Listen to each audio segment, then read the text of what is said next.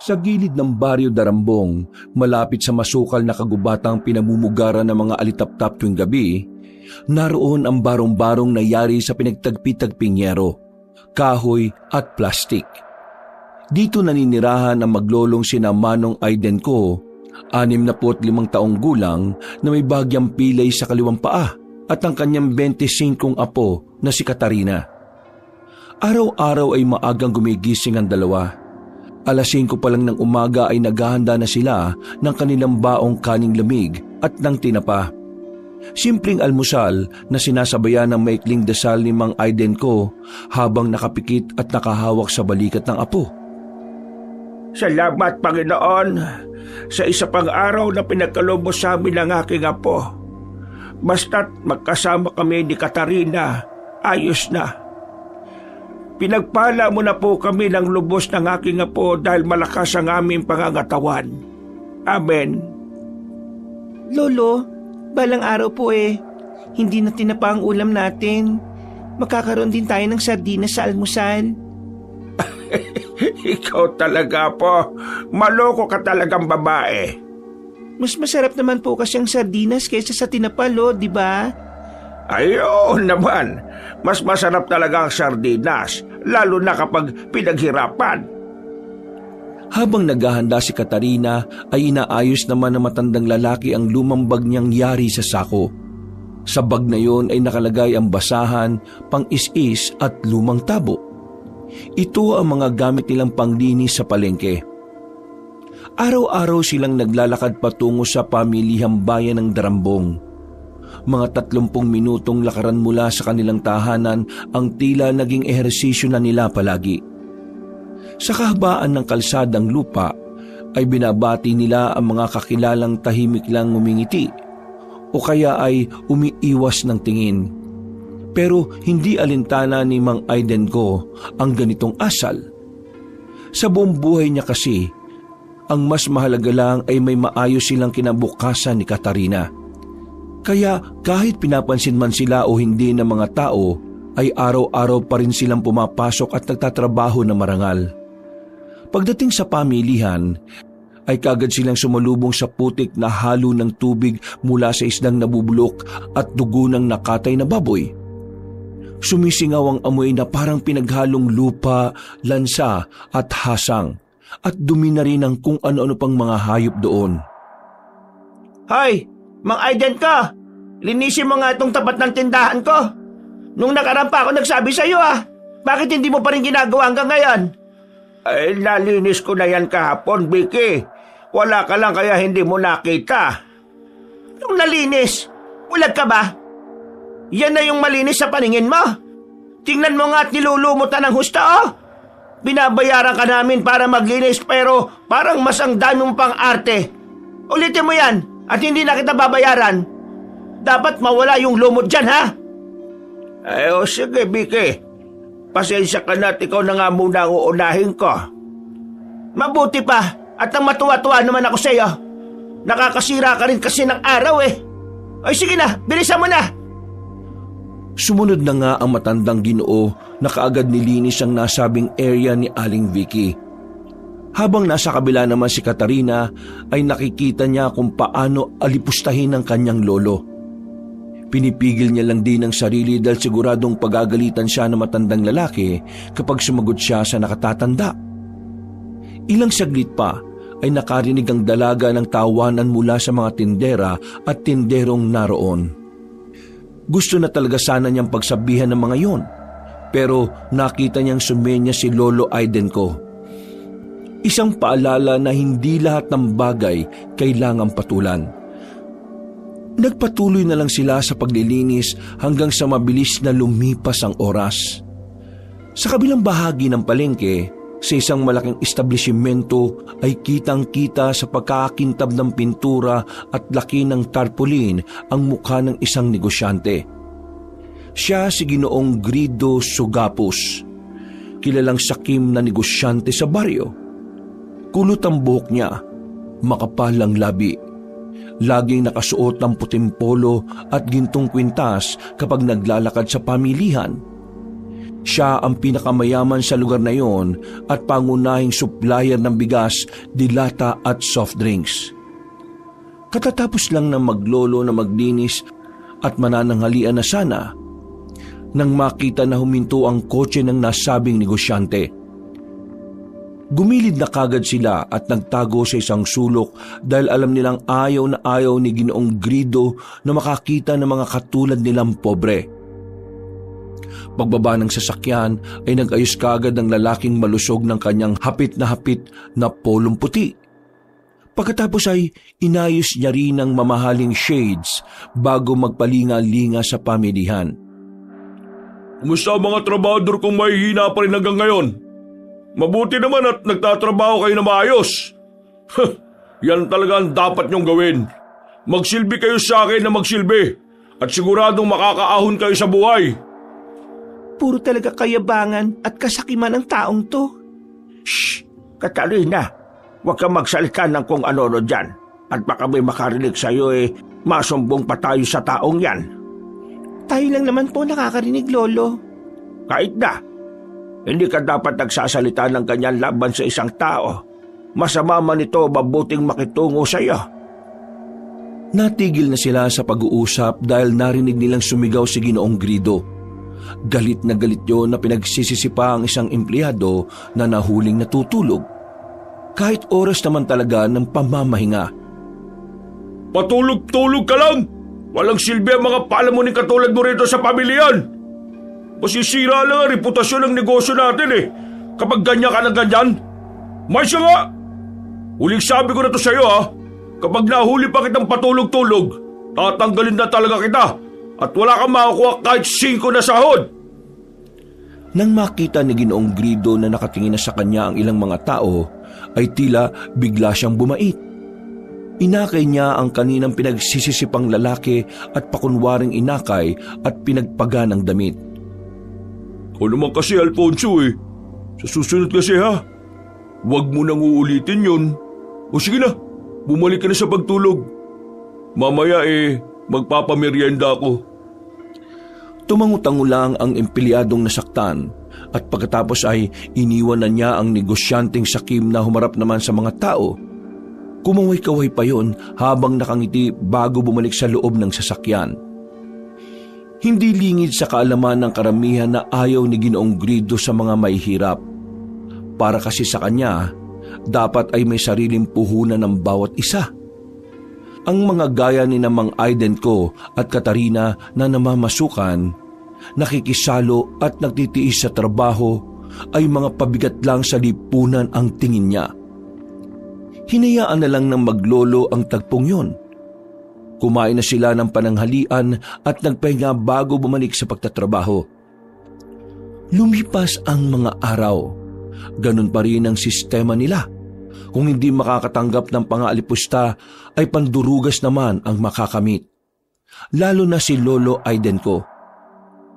Isang araw ng Miyerkules, habang abala ang lahat sa paglilinis, ay nilapitan si Lolo Aidenco ni Belko na isang takatakboy. Mang Aidenco, baka may panukli ka dyan, Dito sa 200. Kulang yung barya ko Ay nako, wala rin akong panukli dyan, Belko. Hindi pa nga nagbibigay si Vicky sa akin Yun lang din ang hinihintay ko. Sus, kahit kailan talaga yung si Aling Vicky. Kala mo rin kung sino Bakit ba hindi pa nakakarma yung mga ganyang tao no? Huwag ka magsalita ng ganyan, Belko. Baka mamaya may makarinig sa'yo at mapagdiskatahan ka rin doon. Alam mo naman kung gaano kasungit ang taong yun at walang sinasanto. Naku, Mang Aidenco. Subukan niya akong kantiin at di ko siya sasantuhin, Pahihititin ko siya nitong mga sigarilyo kong binebenta. Ikaw talagang tao ka, Alam mo, Mang Aiden, hindi ako kasing bait niyong maglolo Kaya nga tinuturuan ko kayong lumaban. Lalo na sa mga katulad ni Aling Vicky. Halos magkaugali na sila nung sakim na negosyanteng yun. Ni animal na Sir Gredo. Magdadahan ka at baka may makarinig sa'yo. Kung si Vicky makakaya mo yung taong yon, Mas delikado pa sa delikado si Sir Gredo. Alam mo namang maraming mata yun lalo na rito sa pamilihan. Kaya nga hinihinaan ko lang ang boses ko eh. Ay, siya nga po pala. Ang balita ko nawala yung 15,000 na kita ni Sir Gredo kagabi. Ayun, galit nga eh. Baka raw may nakapulot at pinatatanong na niya yung mga trabador dito.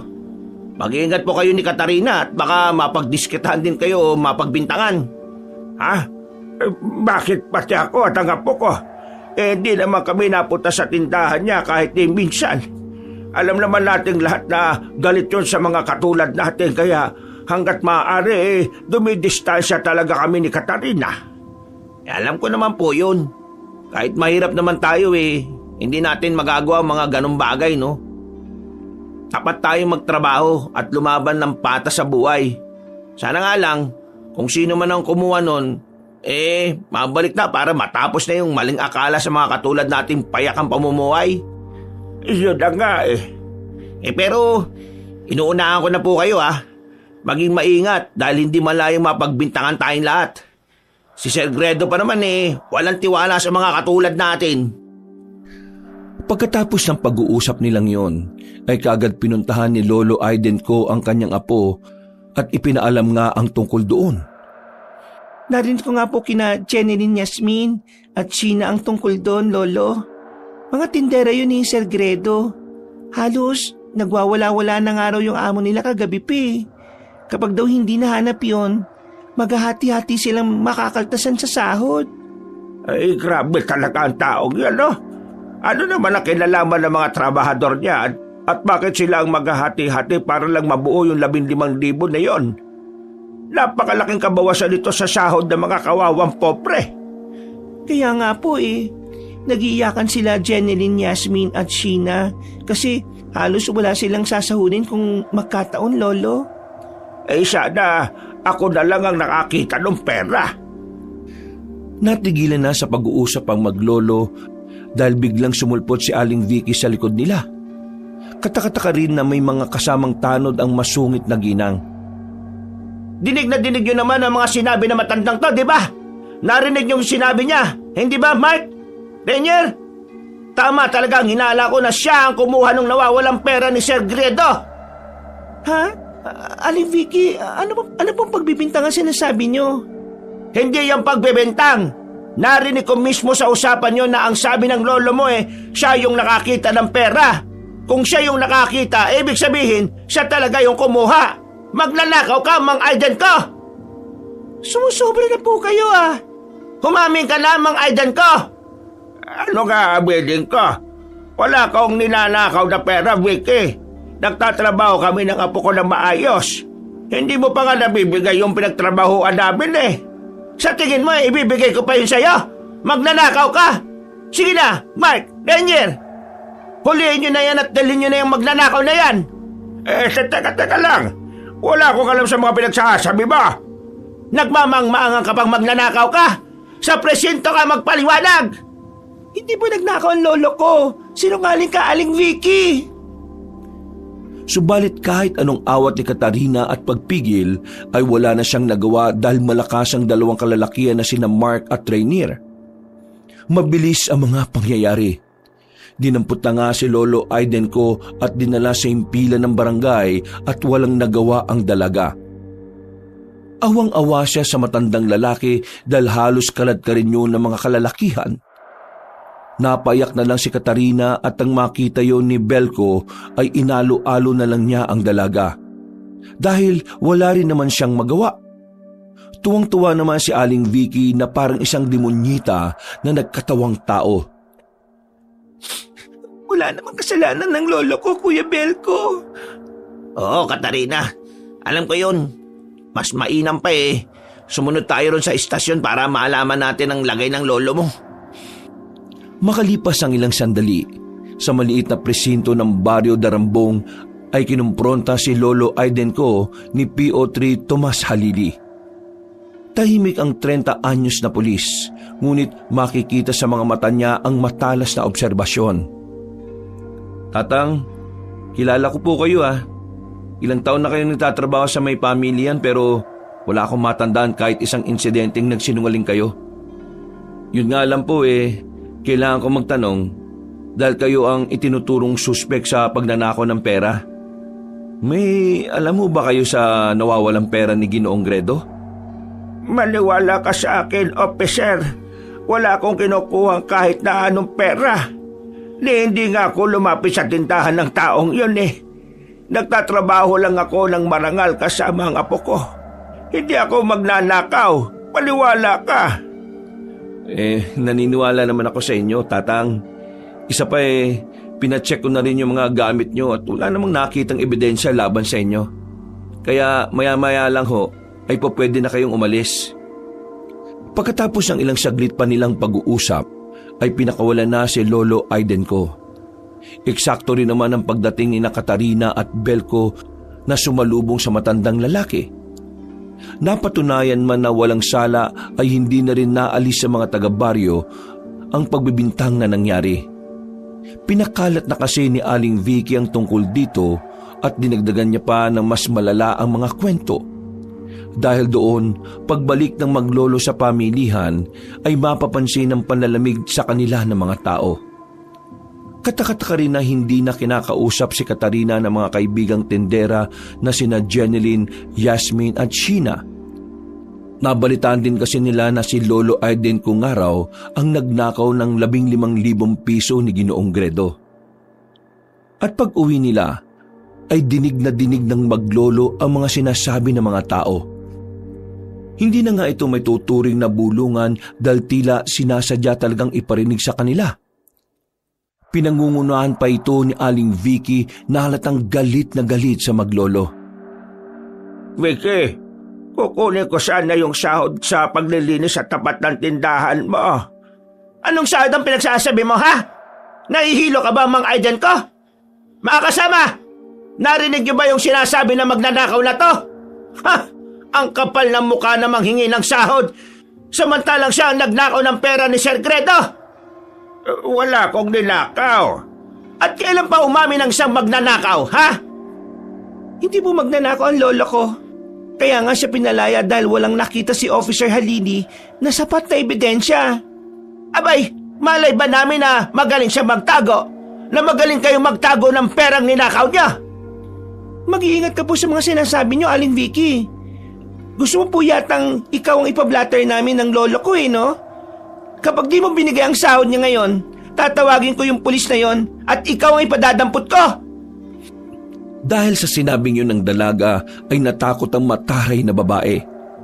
Wala tong nagawa kundi ibigay at ihagis ang 200 sahod ni Lolo Aiden ko.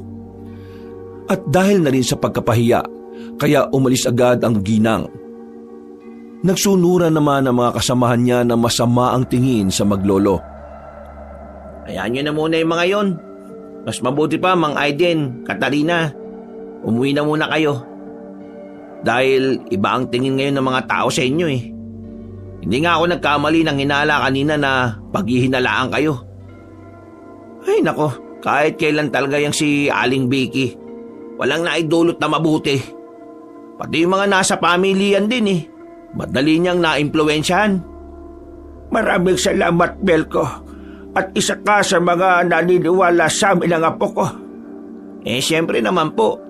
Sino-sino pa ba magtutulungan kundi tayo mga pobre sa paningin nila? Sige na, at uuwi na muna kami ng apo ko. Salamat ulit. Salamat, Kuya Belko. Kinagabihan ay tahimik na kumain ng maglolo na ulam ang sardinas. Walang kibo si Katarina habang si Lolo Aiden ko ay nakatingin lang sa kanyang apo. Alam na matandang Ginoo na nasaktan ng husto ang kalooban ng dalaga. Kaya inaliw niya na lang yon. Apo, ang sarap ng ulam natin ngayon Sinabi ko naman sa iyo na tama nga talaga ang sinabi ko. Na kapag galing sa pinaghirapan ng ulam mas lalong sumasarap. Oo nga po, Lo. Oh, bakit naman parang pinagbagsakan ng langit at lupa yung mukha mo? Hindi ka ba masaya na nakapag-ulam na tayo ulit ng sardinas? Sa susunod karne naman kapag nakuha ko na yung sahod ko kay Oleb. Iniisip ko lang po yung nangyari kanina. Yung tingin ng mga tao sa atin. Parang ang sama-sama na kahit hindi naman totoo yung nangyari. Hayaan na natin ang mga yun, Apo. Basta alam naman natin na hindi tayo magnanakaw. Lo, hindi ko na po kaya eh. Pinagtatawanan nila tayo. Nakita niyo po ba kung paano nila tayo batuhin ng mga mapanghusgang tingin? Baka po bukas, totoong bato na talagang itapon nila sa atin. At sa mga susunod baka sunugin na nila itong barong-barong natin.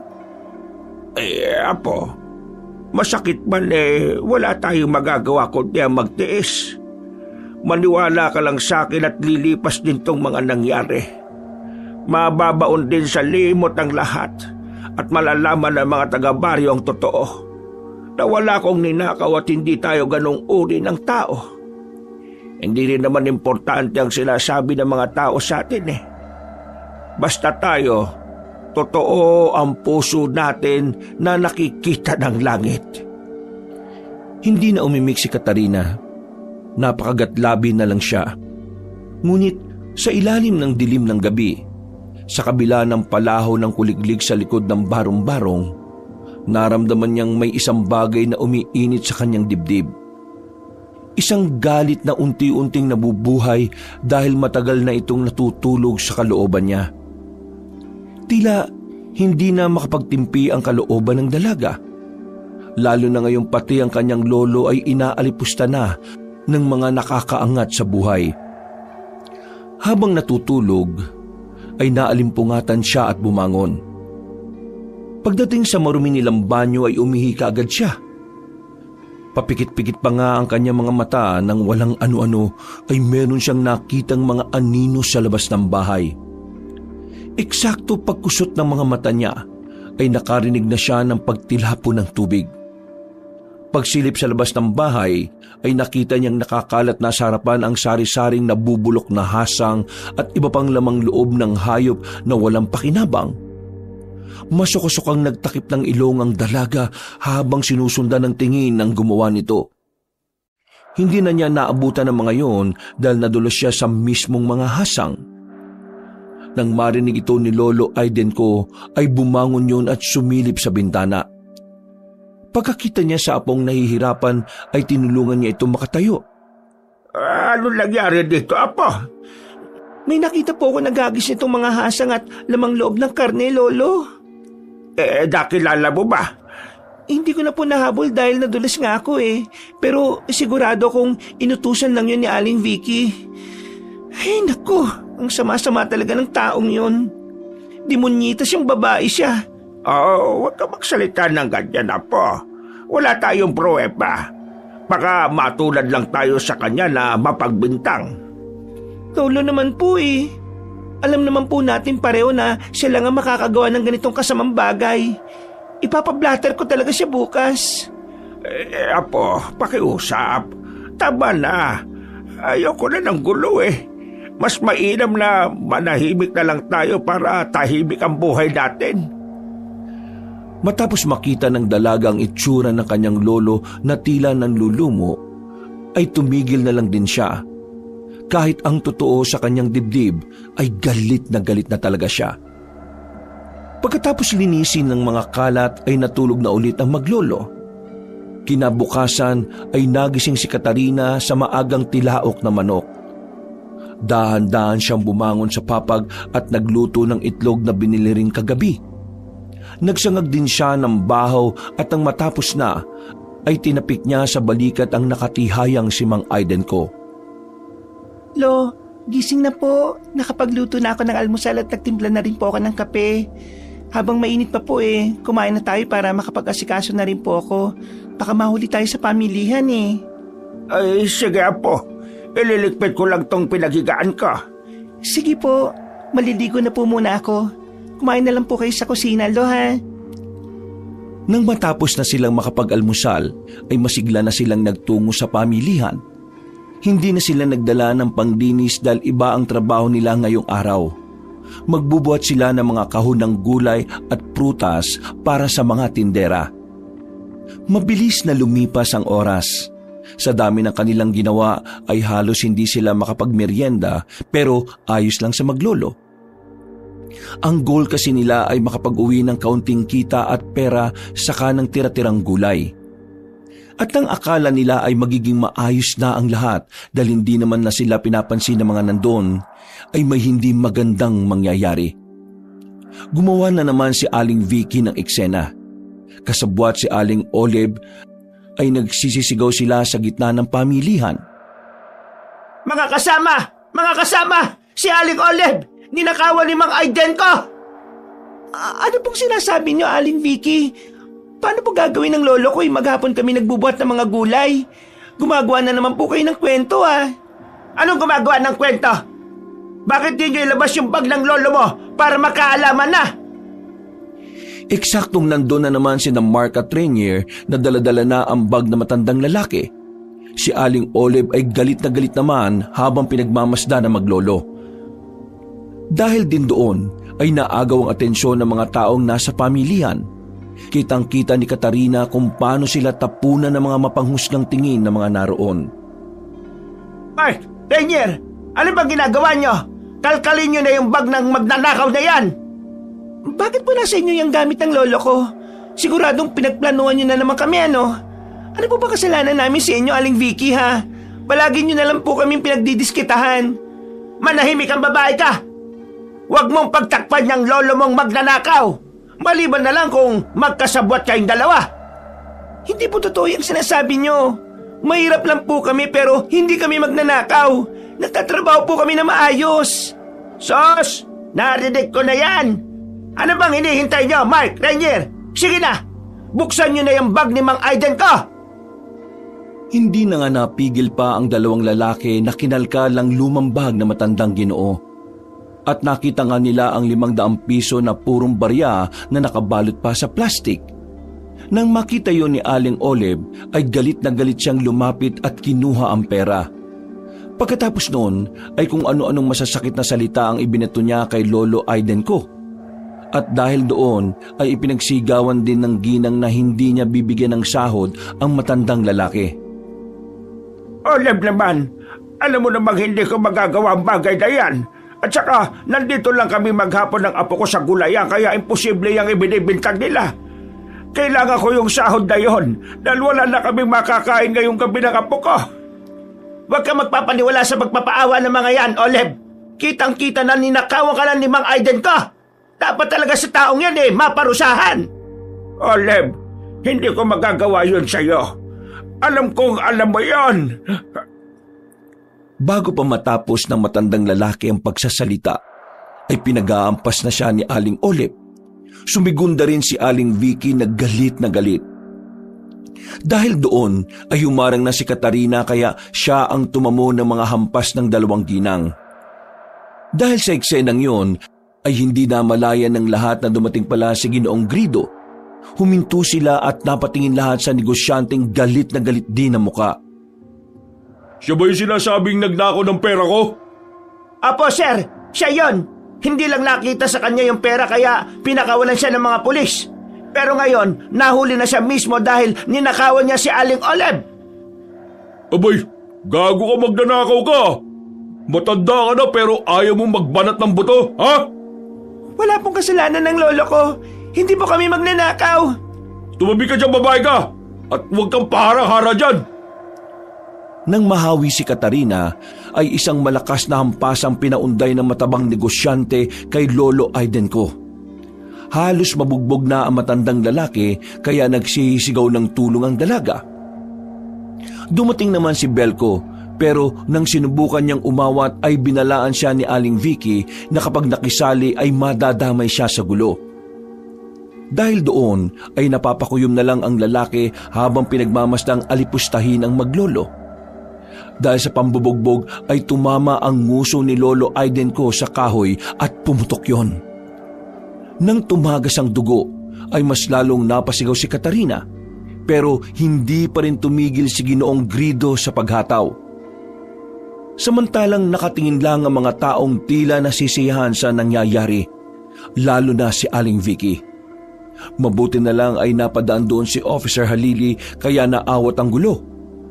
Dinala niya ang lahat ng involved sa tanggapan at doon ay pinagharap-harap. Umiiyak naman si Katarina habang nakaupo sa tapat ng mesa ng pulis, habang si Lolo Aiden ko naman ay tulalang nakatakip ng bibig upang mapigilan ang pagdurugo ng labi. Habang iniimbestigahan ang pangyayari, ay pinakita ni Ginoong Grido ang malabong kuha ng CCTV sa kanyang malaking tindahan. Pero hindi naman pala ang matandang lalaki ang salarin, kundi si Alfonso na umalis na matapos magnakaw ng 15,000 piso.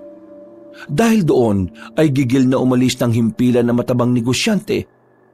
Pinayuhan kasi siya ni Officer Halili na posibleng makasuhan siya sa pananakit kay Lolo Aiden ko. At para wala ng gulo ay nag-areglo na lang sila.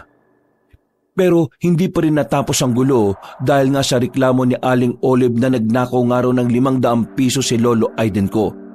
Ginatungan pa ng ginatungan ni Aling Vicky para talagang magreklamo ang kapwa niya tindera. Marami kami nakasaksi ron. Nakita ni na Mark Rainier at mismong si Aling Olive na nasa bag na magnanakaw na yan yung 500 barya na nawawala. Hindi ko ginawa yan. May naglagay lang nun sa bag ka. Nagsasabi mo sinungaling ka, kitang-kita na nga. Talaga naman mga sinungaling kayo eh. Paano po napunta sa inyo yung bag ng lolo ko? Tapos nandun na bigla yung pera? Sige nga po, ipaliwanag niyo yun. Wala kang galang na bata ka. Teka, totoo ba yung sinabi ni Katrina, Aling Vicky? Ha? Kapag nalaman ng kapulisan na kayo ang may pakana nito, pwede po kayo makasuhan sa ginawa nyo. Mas mabuti pa po mag-sorry na kayo ngayon pa lang at ibigay nyo na yung sahod na maglolo para matapos na to. Bakit naman po ako magsisinungaling, officer? Sige po, kahit ipagtanong nyo pa, pare-pareho lang ang sasabihin ng mga nasa pamilihan. Ikulong nyo na ang taong yan. Naintindihan ko. Mang Aiden ko, habang wala pa tayong ebidensyang pabor sa inyo, pansamantala kayong maikukulong dito. Nako, dapat lang. Buti nga sa'yo magnanakaw ka. Pero sir, hindi po magagawa ng lolo ko yun. Mabubulok sa kulungan niyang lolo mo. Mga patay gutom na magnanakaw. Wala nang nagawa ang maglolo kundi sumunod. Nakulong nga pansamantala si Mang Aiden ko dahilan para mapayak na lang si Katarina. At hindi pa man din nare-resolba ang kaso ay kaagad nitong kumalat sa buong baryo Darambong. At dahil sa pinagsamang pag-uudyok ni Ginoong Grido at Aling Vicky, kaya mas lumala pa ang sitwasyon. Kinabukasan, habang nag-aayos si Katarina ng mga nilutong pagkain para ihatid sa kulungan, ay nakita niyang binato ang bubong nila ng mga kabataang lansangan. Sumigaw pa ang mga yon ng magnanakaw at tuwang-tuwa pa. Ang mas masakla pa ay nakikita na ang mga bata ng mga magulang nila pero hindi sila sinasaway. Isinantabi na lang ng dalaga ang mga yon at nagtuloy-tuloy sa pupuntahan. Pagdating niya ng pamilihan ay dinig niya ang mga boses na nagtatawanan at nangungutya sa kanilang maglolo.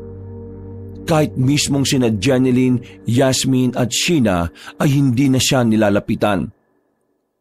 Nang makita siya ni Belko ay hinatak kagad siya ng binata palayo sa lugar para hindi na marinig ang masasakit na salita. Magkasama na lang silang nagtungo sa himpilan. Ang balita ako ron sa pamilya hindi na raw kayo papapasukin doon?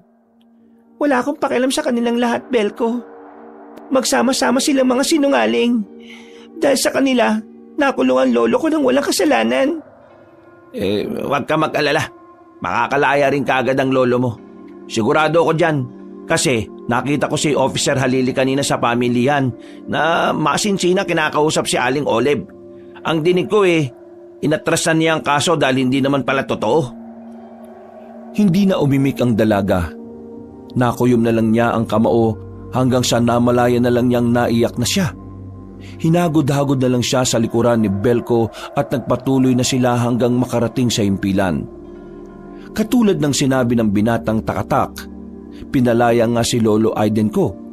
Pero ang reputasyon nilang maglolo ay sirang-sira na dahil sa mga katulad ni Ginoong Grido at Aling Vicky. Pag-uwi nila ay sinalubong sila ng pananahimik na mga taga-baryo. Pero ramdam na maglolo ang mga panghusga ng mga tao. Hinarang pa sila ng 3 lalaki at tinulak si Lolo Aiden ko ng isa at binato pa sila ng bote. Papalag sana si Katarina pero pinigilan siya ng kanyang lolo at sinabi noon na umalis na lang sila at umuwi na. Hanggang sa umalis na lang ang 3 lasing. Lolo naman, bakit niyo ako pinigilan? Pikam-pika na po ko sa mga taga-baryo eh. Ano bang ginagawa natin sa kanila para ituring tayo mga kriminal? Kulang na po eh, barilin nila tayo eh. Kung nakamamatay lang ang mga tingin, siguradong natatad na po tayong dalawa. Apo, napapagod na ako. Umuwi na tayo sa bahay at magpahinga.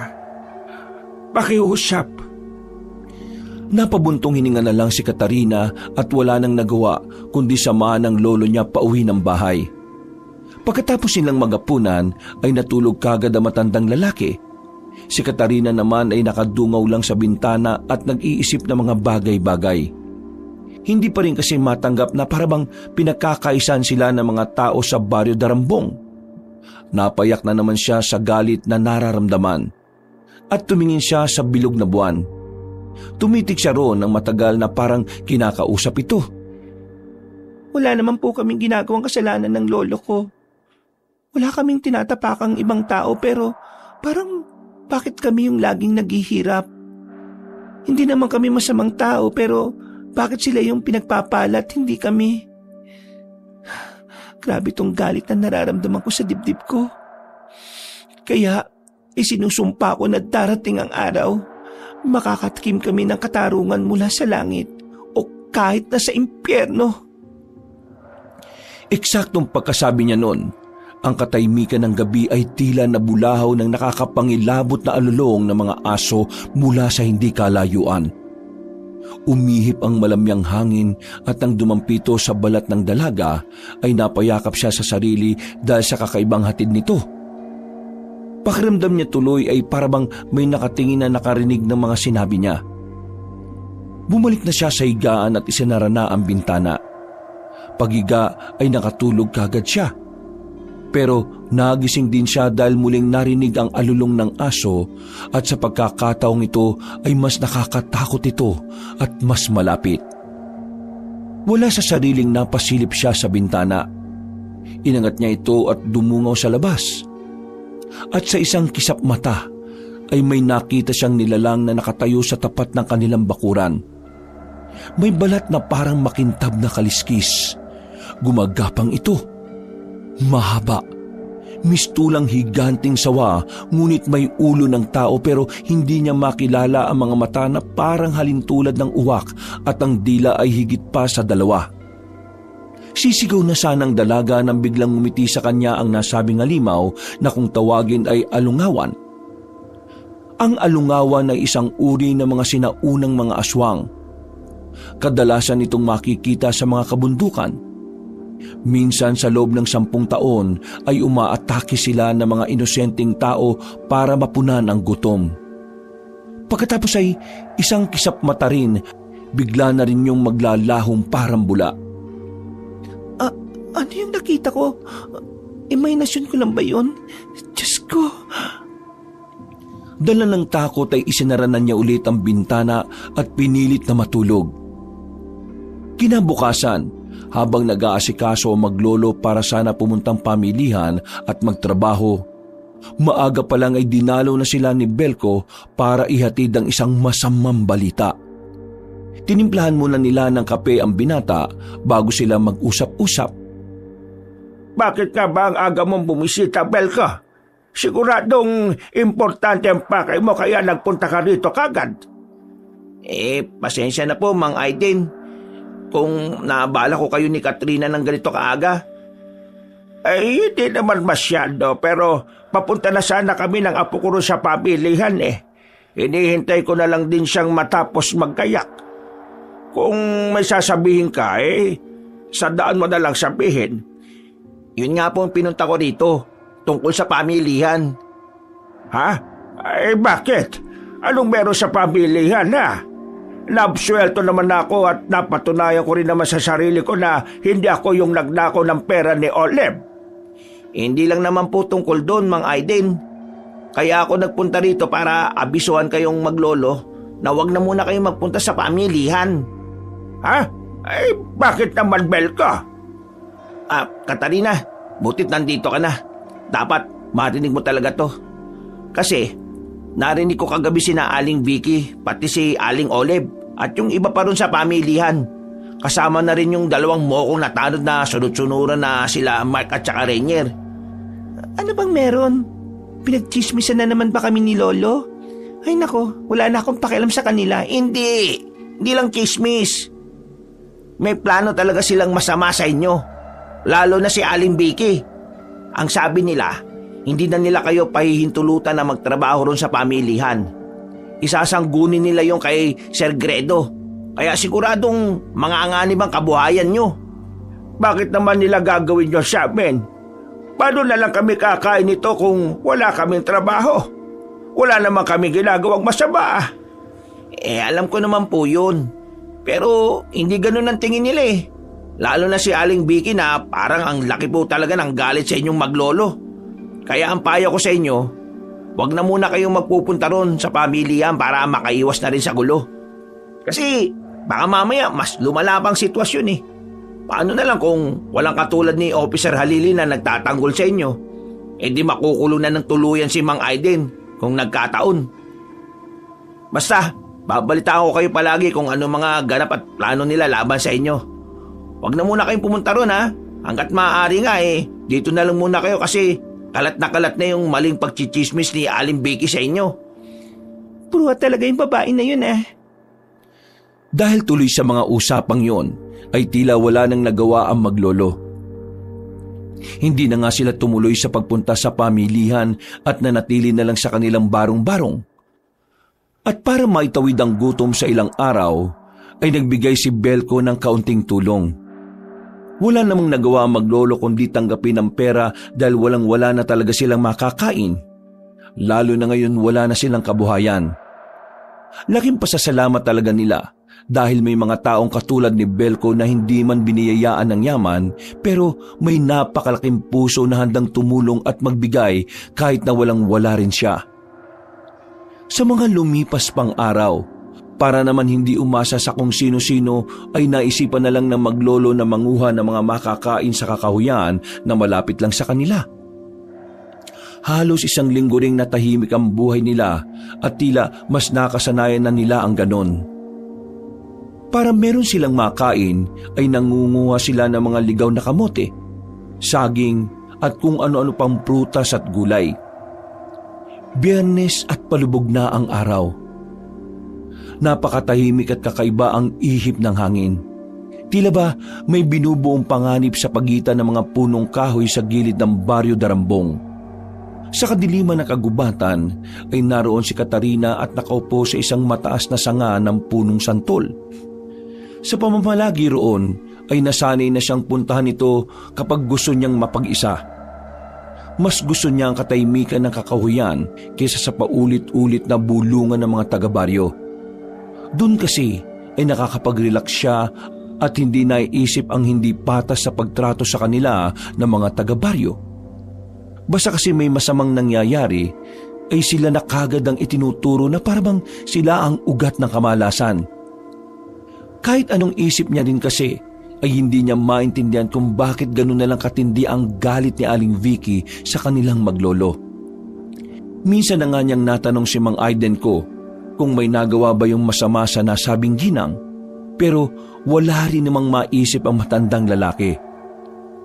Habang nakasandal si Katarina sa katawan ng puno at nagmumuni-muni, ay may narinig siyang kakaibang tunog sa malayo. Tila sinasabayan ito ng pagdaing ng mga insekto sa kakahuyan. At ilang saglit pa ay napagtanto niyang tunog ito ng ahas.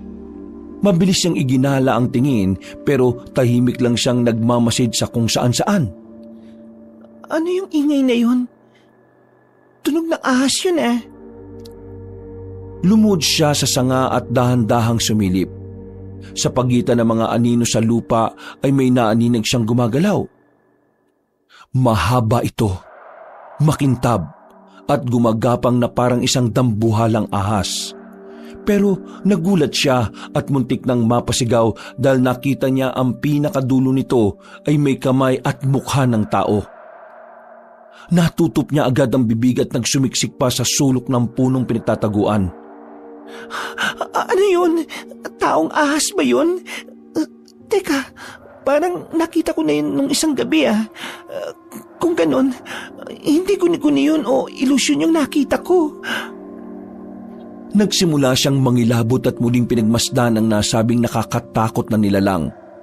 Nang mafokusan niya ito ng tingin, ay mas lalo siyang nagimbal sa nakita. Mas nanayo ang mga balahibo ni Katarina nang makita niyang unti-unting bumangon ng aswang. Itinaas ang kalahating katawan nito at nagmistulang tao. May mukhang kulubot, mapupulang mga mata at bunganga na puno ng matutulis ng ngipin. Ang balat nito ay nanlilimahid sa itim na kaliskis. Tila isa itong kasumpa-sumpang nilalang na ipinanganak mula sa galit ng kalikasan. Sa isang iglap ay niluwan ng nasabing nilalang ang isang tao at laking gulat ng dalaga nang makita si Aling Olive na kumikislot-kislot, sinyales na buhay pa. Diyos ko, si Aling Olive yun Kinain niya at iniluwa si Aling Olive. Kailangan niya ng tulong. Nakita niya kung paanong hirap na gumapang ang ginang na nanlilimahid sa katas ng taong ahas. Sumisigaw yon pero dahil sa liblib na lugar kaya wala namang ibang nakakarinig maliban lang kay Katarina na naroon mismo. Gusto niya mang tulungan ng kaawa-awang Ali pero mas nabalot siya ng takot at kaunting tuwa. Hindi niya rin alam kung tama ang nararamdaman niya. Pero malinaw na sa kabilang banda ay gustong-gusto niya ang nakikita. Kung paanong mahirapan si Aling Olive na isa sa dahilan kung bakit nakulong si Lolo Aidenko at napagbintangan silang masasamang tao.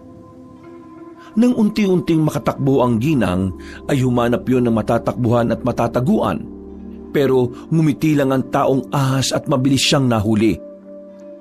Ilang saglit pa nga ay kitang-kita ng dalawang mga mata ni Katarina kung paanong lingkisin ni Aling Olive ng aswang na kung tawagin ay alungawan o sa mas madaling salita ay taong ahas. Dinig na dinig din ng pagmamakaawa ng ginang na walang kalaban-laban at kung paano maglagutukan ng mga buto niya. Hanggang sa sumirit na ang mga dugo sa mga mata, bibig, ilong at tenga. Kasunod noon ay nawalan na nga ng buhay ang Ali. Kitang-kita ng dalaga kung paanong lulunin ng buong buo si Aling Olive. At kasunod nito ay isang nakakakilabot na tunog ng hinihigop ang umalingaw-ngaw sa kakahuyan. Parang buti lang ng bigas ang ginang na sinasagpang ng malagkit na dila. Diyos ko po, ano to? Tikong bibig si Katarina habang naluluha sa kinatatayuan. Hindi niya maialis ang tingin sa taong ahas na ngayon ay gumagapang na palayo.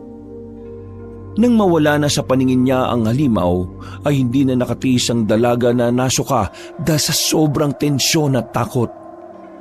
Kahit wala naman siyang masyadong kinain kaninang tanghali, pakiramdam niya ay naisukan niya ang lahat ng laman ng tiyan niya. Nanginginig siyang tumakbo sa kanilang bahay at pagdating doon ay natameme na lang siya dahil nakita niya si Lolo Aidenko at Belko na magkausap sa labas habang nagkakape. Oh, ba't ngayon ka lang dumating? May dala akong pagkain Pinabibigay ni Officer Alilik kasi nalaman niyang wala na pala kayo ni Mang Aiden dun sa pamilyan. Napadaan kasi siya dun kanina kaya natanong niya sa akin at nasabi ko lahat. Oh, teka. Umiiyak ka ba? Bakit parang nanginginig at namumutla ka? Ayos ka lang ba, ha? Ayos ka lang ba, Apo? Hindi na nagawang makasagot ni Katarina. Gustuhin niya mang magsalita pero pakiramdam niya ay parang namanhid ang buo niyang katawan dahil sa matinding takot. Bigla na lang nagdilim ang paningin at ang huli na lamang niyang natandaan ay ang mga boses ni na Lolo Aidenko at Belko na sumisigaw sa pag-aalala. Nagising si Katarina sa klinika ng Baryo Darambong. bumungad sa kanya ang hindi maipintang mukha ng kanyang lolo dahil sa pinaghalong tuwa at pag-aalala. Nasa likod ng matandang Ginoo si Belko na halatang nag-aalala rin at nasa bandang pintuan naman si Officer Halili na nakangiti lang. At dahil pamilyar na sa dalagang amoy at itsura ng lugar, kaya napakunot na lang siya ng noo. Anong nangyari? Anong ginagawa ko dito sa klinika sa baryo? Nawalan ka ng malay kagabi. Kagabi? Oo, kagabi pa. Yung pag-uwi mo galing sa kakahuyan? Nang sabihin niyo ni Belko, ay muling nanumbalik kay Katarina ang tungkol sa nakita niyang alungawan na kumain ng buo kay Aling Oleb. Dahil din tuloy doon, ay nanumbalik ang takot sa kanyang kalamnan. Pero sa pagkakataong yon, ay tila kontrolado na niya ang tensyon. Ayos ka lang ba? Parang namumutla ka na naman, Katarina. Si Aling Oleb? Anong alam mo kay Aling Oleb? Nakita mo ba siya sa gubat kagabi? Opo. Saan mo siya nakita? Hindi pa pwedeng maideklara na nawawala siya dahil kailangan lumipas muna ng 24 oras. Pero sigurado makakatulong ito kapag sinabi mo sa akin kung saan mo siya nakita. Sa kakahuyan, sir. Pero kinakain siya ng taong ahas. Nagulat sina Lolo Aidenko, Belko at Officer Halili sa narinig. Hindi tuloy nila alam kung paniniwalaan ang sinabi ni Katarina o hindi. Nang mapansin yun ng dalaga, ay sumigunda kagad siya sa mga kausap. Maniwala kayo. Totoo yung sinabi ko, Lolo Aiden, Officer, Belko. Yun ang dahilan kaya ako nahimatay dahil sa sobrang takot sa nakita ko. Sige, ikukonsidera ko yung mga sinabi mo. Pero pasensya ka na talaga kung mahirap paniwalaan. Pero totoo talaga yung nakita ko. Para mahimasmasan ng tuluyan ay pinagpahinga na nga muna nila si Katarina. Wala na munang umistorbo sa dalaga dahil kitang-kita naman na tila stress na ito sa mga nangyayari. Samantala, kumalat nga kagad sa buong baryo ang tungkol sa pagkawala ni Aling Oleb. At ang demonyitang si Aling Vicky ay nagpasimula na naman ng usap-usapan ng pagbibintang sa maglolo. Kaya dahil doon ay mas lalong nagalit ang mga taga-baryo kay Lolo Aidenko at Katarina. Lalo na nang matagpuan na nga ang bangkay ni Aling Oleb dun sa ilog malapit sa lugar na sinasabi ng dalaga. 3 araw pa lang ang nakalilipas pero halos magnas na ang katawan ng ginang na parang nababad sa asido.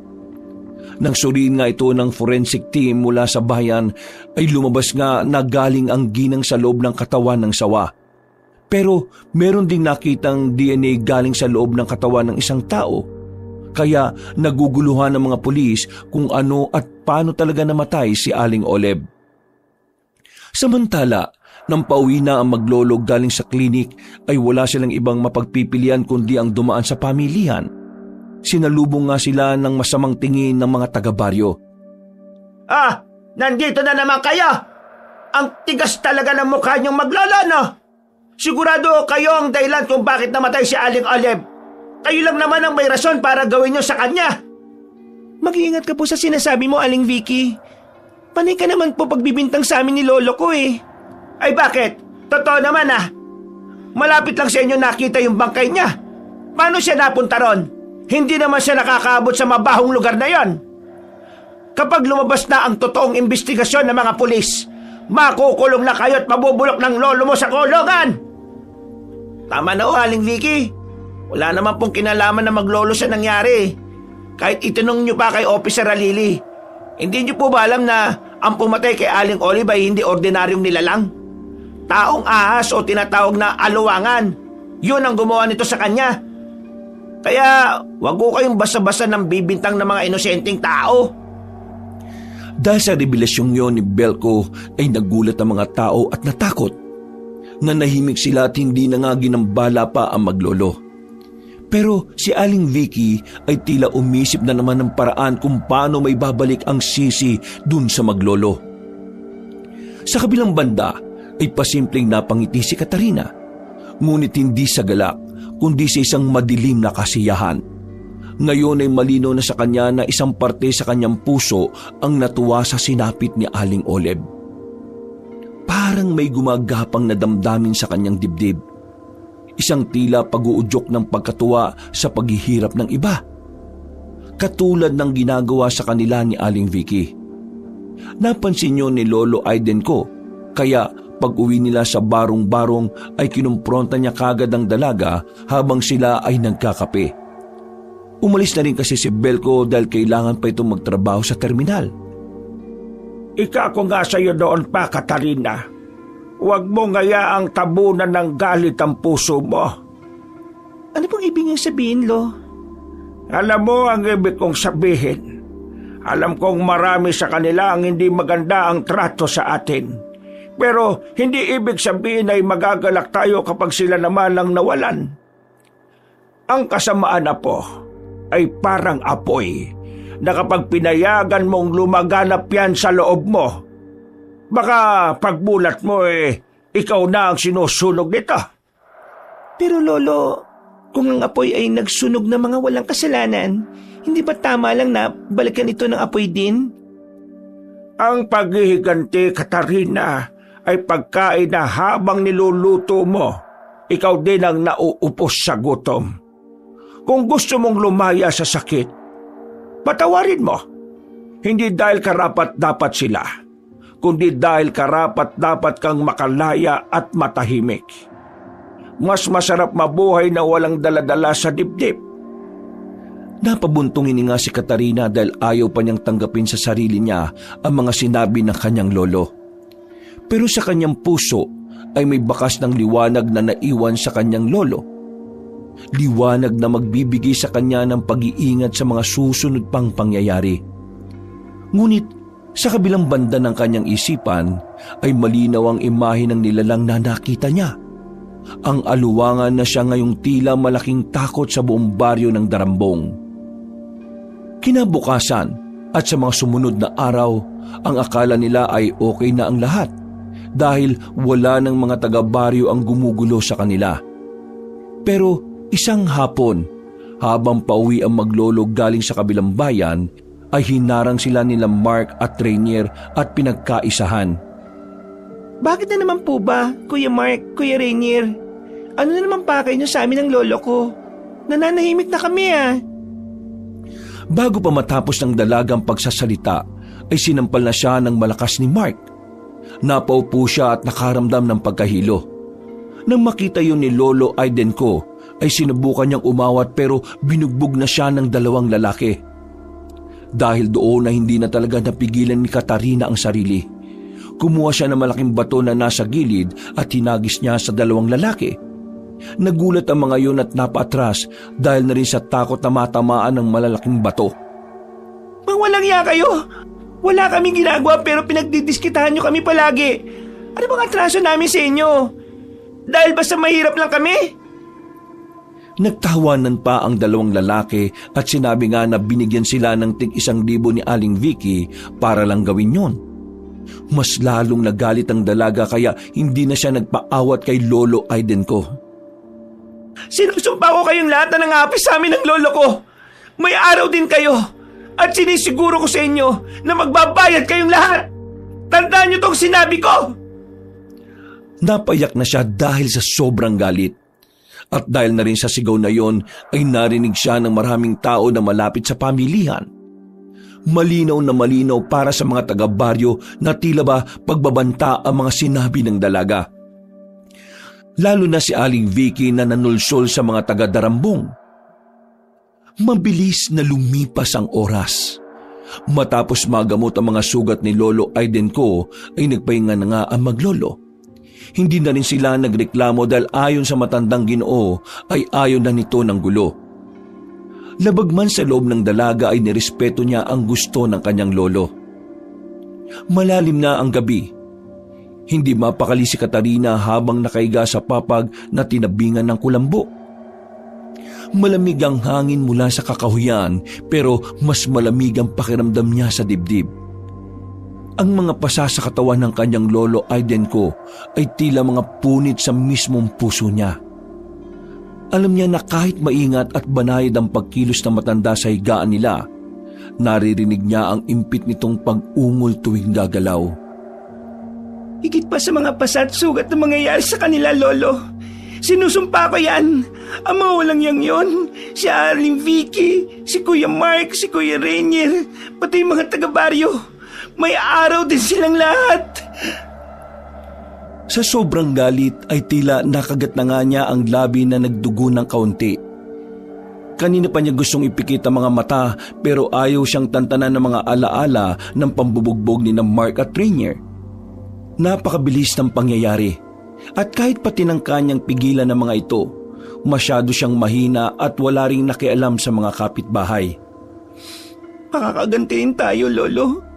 Kahit di ko alam kung paano. Alam kong makakaganti rin tayo.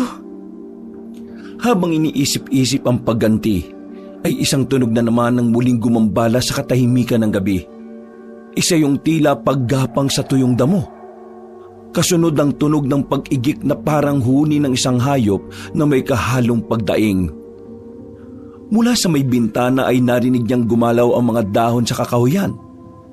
At hindi nga siya nagkamali ng hinala dahil nakita niyang muli ang alugnawan. Naalala niya kasi na yun din ang tunog na narinig niya nung nakaraang gabi bago natagpuan ang bangkay ni Aling Oleb. Agad siyang bumangon at nagsuot ng itim na balabal. Dumukot siya ng maliit na kutsilyo sa ilalim ng banig. Hindi para makipaglaban, kundi para may pananggalang kung sakaling mapahamak. Lumabas siya ng bahay ng dahan-dahan upang hindi magising si Lolo Aidenko. Mabilis ang tibok ng kanyang puso habang tinatahak ang madamong landas papunta sa kakahuyan. Matagal-tagal na rin siyang hindi naglalakad sa kakahuyan ng ganun kadilim. Pero hindi siya natatakot. Sa halip ay para bang inihila siya ng isang kakaibang pag-asa na muling masilayan ang alungawan. Hindi niya rin alam kung bakit, pero parang ang taong ahas ang nagbibigay sa kanya ng pag-asa na makakaganti sa mga nang-api sa kanilang maglolo. Siguradong meron na naman siyang nabiktimang tao. At kung taga-Darambong na naman, dapat lang yun sa kanila. At mula sa di kalayuan, sa pagitan ng mga punong mulavi at akasya ay naroon ang dalawang anino. Nanlaki ang mga mata ng dalaga nang makita sina Mark at Rainier. Nagbubulungan ang mga yon habang may hawak na bote ng gin. Kitang-kita ang mga mukha nila dahil sa liwanag ng bilog na buwan. Anong ginagawa ng mga mokong na ito rito sa ganitong oras? Mukhang may ginagawa silang kalokohan, ha?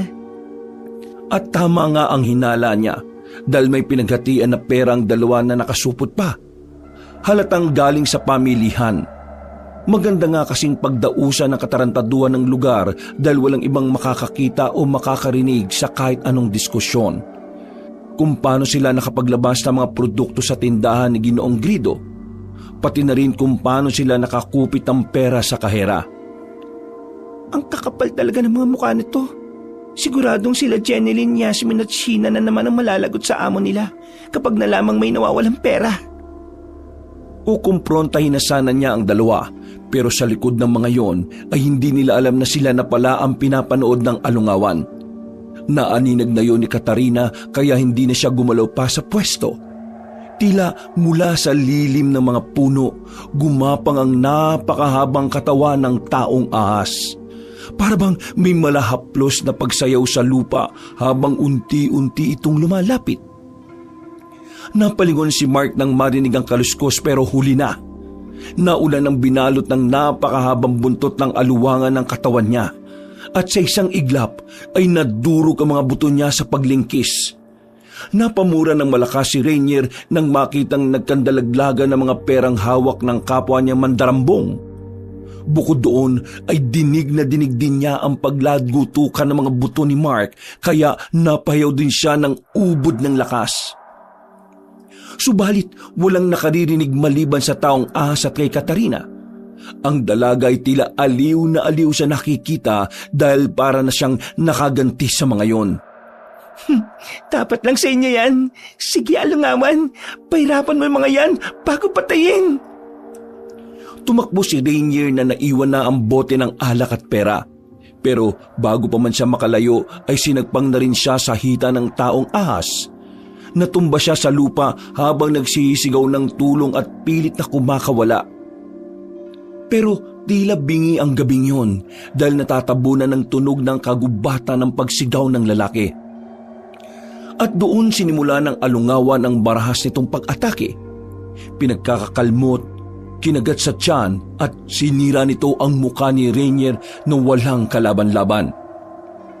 Sinubukan pang kumawag-kawag ng lalaki pero wala rin siyang nagawa. Katulad ng nangyari kay Mark ay nilamon din siya ng taong ahas at pagkatapos ay sakayon umungol na umaalingaw-ngaw sa buong kakahuyan. Sinundan ito ng alulong ng iba't ibang uri ng hayop sa gubat, pati na rin ng mga aso sa malalayong kabahayan. At kitang-kita ni Katarina ang mga pangyayari habang nasa likod siya ng mga puno. Natatakot man, pero nangibabaw din ang saya niya dahil sa wakas ay naiganti na rin niya si Lolo Aidenko laban sa dalawang lalaki. Tama lang yun sa kanila. Salamat at meron ng nagiganti para sa amin ni Lolo. Natigilan na siya nang mapalingon sa gawin niya ang halimaw. Mabuti na lang ay kagad siyang nakapagtago na pagkalaon ay dali-daling tumakbo pa uwi ng bahay. Sa kabutihang palad ay hindi siya sinundan ng alungawan. Nakatulog siya ng matiwasay dahil talagang nakontento siya sa nasaksihan kanina. Kinabukasan ay kumalat nga kaagad ang balita na nawawala sina Mark at Rainier. Bukod doon ay galit na naman si Ginoong Gredo dahil nga nawawala na naman ng pera at produkto ang kanyang tindahan. Inawas tuloy sa mga kaherang sina Jeneline, Yasmin at Sheena ang pera. Kaya iyak na naman sila ng iyak sapagkat mababawasan na naman ang kanilang kikitain. Si Katarina naman ay walang imik sa mga nangyayari. Pero sa kaloob-looban niya, masayang-masaya siya dahil namatay na ang nananakit sa kanyang lolo. Napansin nga ni Mang Aidenko ang kasiyahan ng apo. Kaya habang nagtatanim sila ng talbos sa likod ng bahay, ay kinausap niya ulit ng masinsinan ng dalaga. Apo, parang masaya ka yata ngayon. Opo, Lo. Masayang-masaya po ako. Sobra. Kahapon lang parang galit na galit ka. Maganda po kasi ang tulog ko eh. Sobrang mahimbing po, kaya pagkagising ko, ang sarap ng pakiramdam.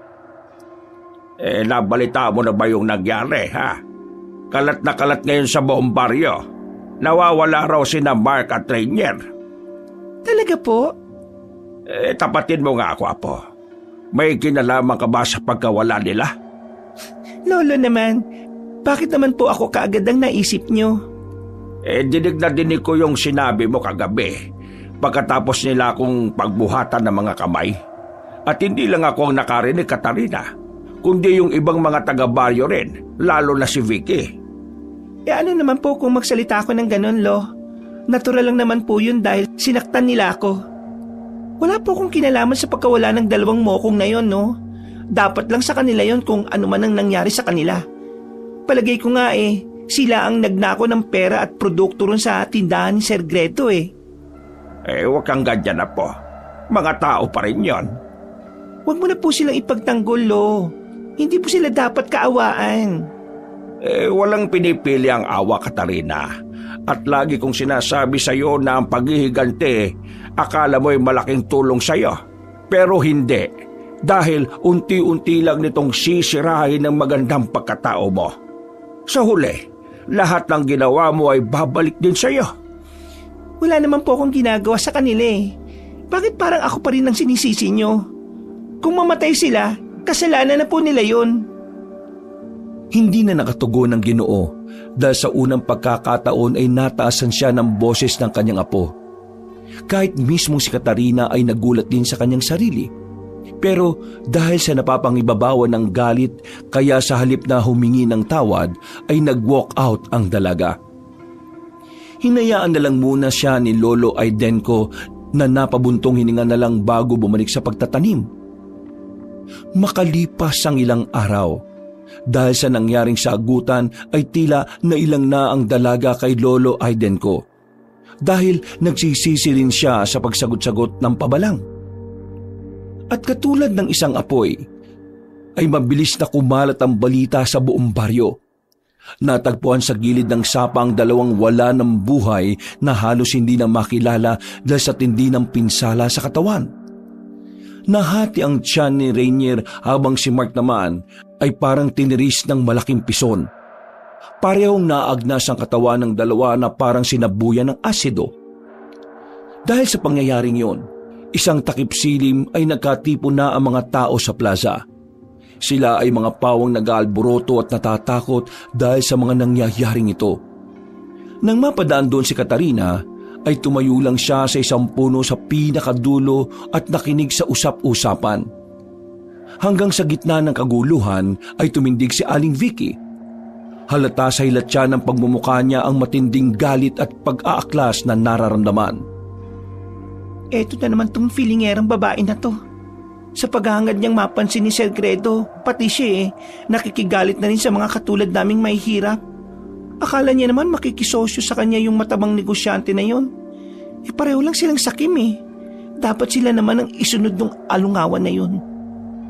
Natigilan na siya sa tila pagkausap sa sarili dahil nagsimula ng magsisigaw si Aling Vicky. Nabalitaan naman nating lahat ang nangyari kay Mark at Rainier. Hindi ba mga kasama? Nung una, si Aling Olive na walang kalaban-laban ang namatay. Ngayon naman, ang mga mababait na kalalakihan na tumutulong sa atin ang walang awang pinaslang ng sinasabing alungawan. Anong sinasabi ng babaeng to na tumutulong? Sa katarantaduhan nila, oo. Tumutulong yung dalawang mokong na yon. Pero mabait? Ay naku, patawarin na rin tong si Aling Vicky. Narinig niyo naman yung sinabi ni Katarina nung nakaraang gabi, hindi ba? Ha? Bakit nadamay na naman ako? Sa mga nakarinig, itaas ang mga kamay ninyo. Malinaw ang sinabi niya, hindi ba? Nagaganti siya sa lahat. Naiisa-isahin niya ang mga taga-Darambong. Malinaw na ngayon sa akin ang lahat na ang maglolo na yon, si Mang Aidenko at Katarina ang may pakana kung bakit tayo sinasalakay ng alungawan. Sila ang nagtawag sa taong ahas na aswang na yon. Kaya dapat silang managot. Nababaliw na yata tong babae na to Kami talaga ng lolong sinisisi niya. Sila ang malas sa baryo, Darambong. Sila ang mga salot. At anong dapat na ginagawa sa mga salot? Tama! Dapat silang managot.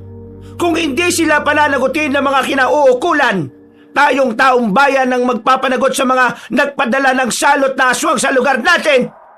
Hindi matatapos ang maghapong to na hindi natin sila napagbabayad sa ginawa nila kay Aling Olive, Mark at Rainier. Naghiyawan ng mga tao na sang-ayon sa mga pinagsasasabi ni Aling Vicky. Hindi naman makapaniwala si Katarina sa mga narinig at doon niya tuloy biglang naisip ang sinabi sa kanya ni Lolo Aidenko noong nakaraan. Walang pinipili ang awa, Katarina. At lagi kong sinasabi sa iyo na ang pag-iiganti, akala mo ay malaking tulong sa iyo. Pero hindi, dahil unti-unti lang nitong sisirain ang magandang pagkatao mo. Sa huli, lahat ng ginawa mo ay babalik din sa iyo. Ano ba yung sinasabi ni Lolo sa akin? Diyos ko po, mapapahamak pa siya ng dahil sa mga kagagawan ko. Mula sa pwesto ay dinig ng dalaga ang matinding hiyawan at pagpaplano ng mga tao na tugisin silang maglolo. Pinangunahan talaga ni Aling Vicky ang tungkol sa bagay na yon at nagsabi pa siya na magbibigay ng pabuya sa unang makakahuli sa maglolo. Si Lolo, kailangan ko siyang balikan. Aling Vicky! Aling Vicky! Yung bata! Bakit? Ano nangyari sa bata? Nandun po sa bandang Imbornal. Nahulog yata at parang may humatak. Tumulong po kayo! Tara na, mga kasama, pumunta tayo ron! Dahil sa panggogoyo ni Belko ay naubos sa mga tao sa plaza at tanging si Katarina ang natira sa pinakadulo kung saan siya nagkukubli sa puno. Dali-daling lumapit doon si Belko at kaagad siyang kinausap. Tara na, pumunta na tayo kay Mang Aidenko bago pa siya kunin ng mga tao. Ano ba yung ginawa mo? Baka magalit pa sa'yo si Aling Vicky at madamay ka pa kung nagkataon. Meron naman talagang batang nahulog doon eh. Sinabi ko lang na may humatak para isipin nilang gawa yun ng alungawan. Tara na, habang abala pa silang lahat. Wala na nga silang sinayang na oras. Dali-dali silang naglakad papunta sa barong-barong. Pero nahirapan din silang makauwi dahil tila nagkalat ang mga taong tumutugi sa maglolo.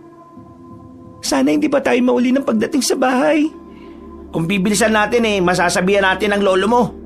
Paano natin magagawa yon? Halos nagkalat na sila. Tama talagang sinabi sa akin ni Lolo na mali ang mga pinagagawa ko. Dahil na imbis na humupa ang tensyon o galit ng mga tao sa amin, mas lalo lang nadagdagan.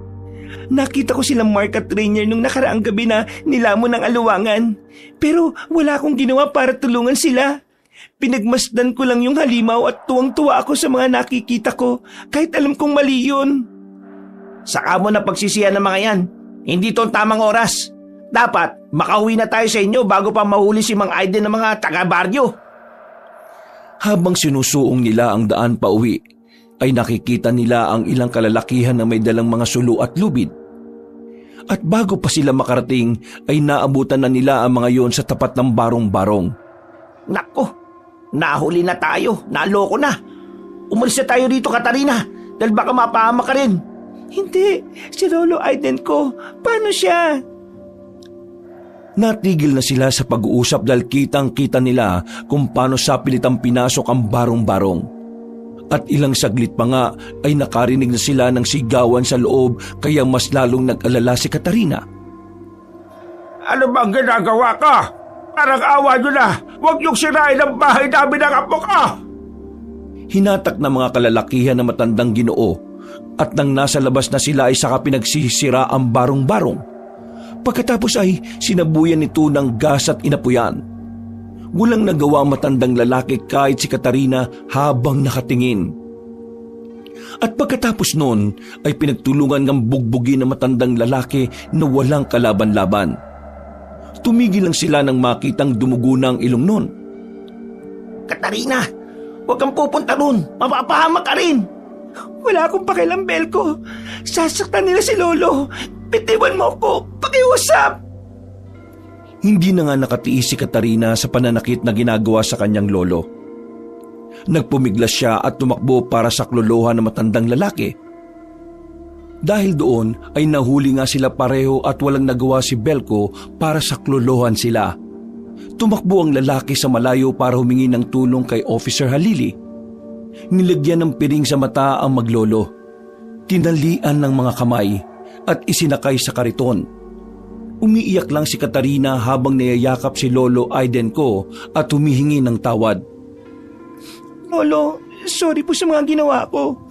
Mas pinalala ko lang po yung sitwasyon natin. Sorry po talaga, Lo. Ayos lang apo.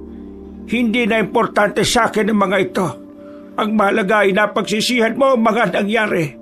Magiging ayos din ang lahat. Papatayin po nila tayo, Lolo. Kung ito ang kapalaran natin, tatanggapin ko ng maluwag. Wala tayong dapat sisihin na po at wala tayong dapat ipagiganti sa mga taga-baryo. Bunga lang din ito ng matinding galit nila sa mundo. Kung tayo ang magpapahupa ng galit na yon, tanggapin natin ng maluwag. Pero wala naman po tayong ginagawang masama eh. Kaya nga sila nagagalit sa atin dahil kahit anong gawin nila, hindi natin nagagawang gumanti ng kasamaan sa kanila. Magiging ayos din ang lahat, apo. Naniniwala ko na ang Diyos na ang bahala sa atin. Huwag ka nang umiyak pa. Nandito lang ako at hindi kita iiwanan katulad ng pangako ko sa mga magulang mo noon.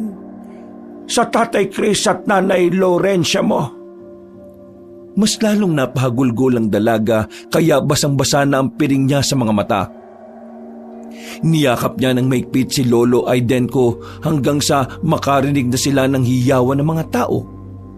Nandun na pala kasi sila sa plaza kung saan nagkakatipon-tipon ng mga mamamayan ng Baryo Darambong. Mga kasama, pabor na pabor talaga sa atin ang pagkakataon at sigurado kung kaloob to na may kapal. Inadya niya na hindi na tayo mahirapan sa pagtugis sa mga salot ng baryo. Naghiyawan ng mga tao na para mga baliw dahil paniwalang-paniwala sila sa mga pinagsasasabi ni Aling Vicky.